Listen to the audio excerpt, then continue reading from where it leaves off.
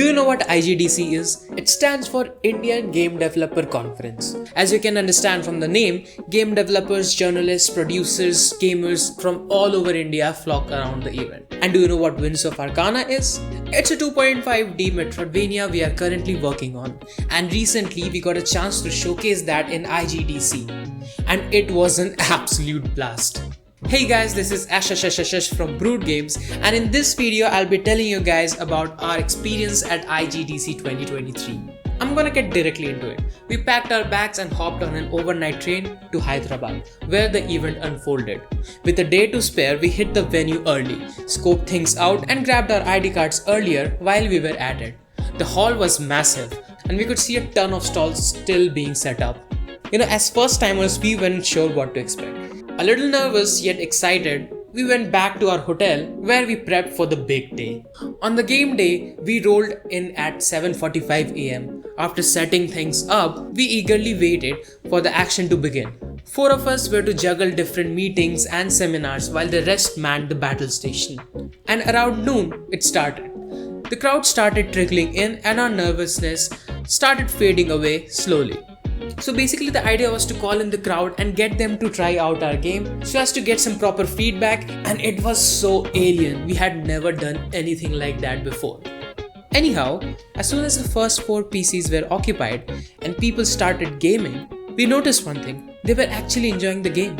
And it was so much fun explaining to them all the mechanics that we had been cooking up for so long. They were asking questions, we were answering them, we were getting into detailed conversations regarding game mechanics and other games in the market. And honestly, it just felt like having nerdy discussions with your friend. Several people came and went. An hour or so in, we realized that it was not going to be a slow-paced, boring event with a lot of awkward interactions where we begged people to play our game. And another hour or so, we realized it was going to be an absolute ball buster. People started flocking around our booth. Queues started forming despite us having 4 different PCs for people to play on.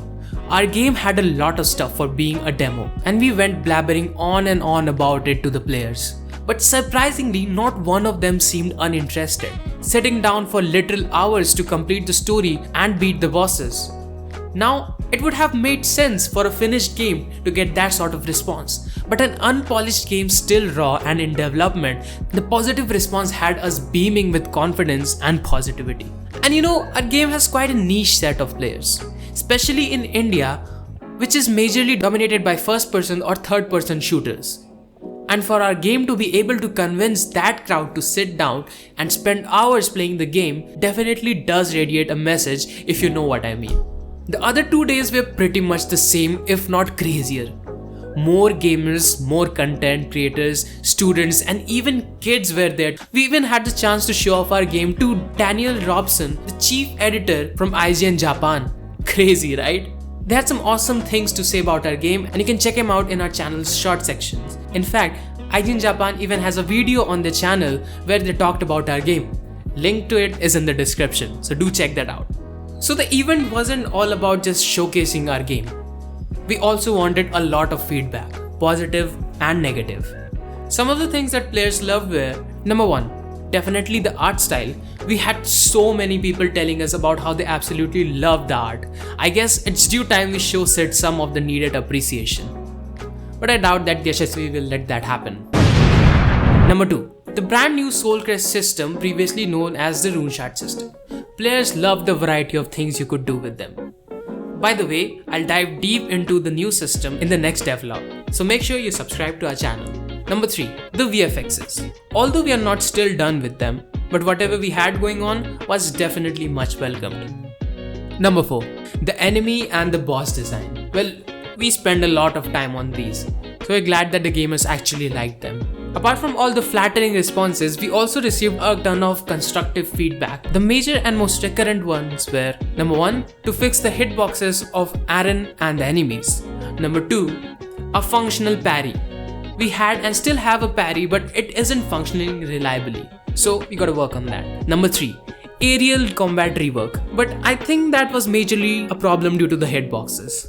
Honestly man, it was so tiring. We were on our toes throughout the 10 to 12 hours for 3 consecutive days, but still at the end of each day we were so content and elated.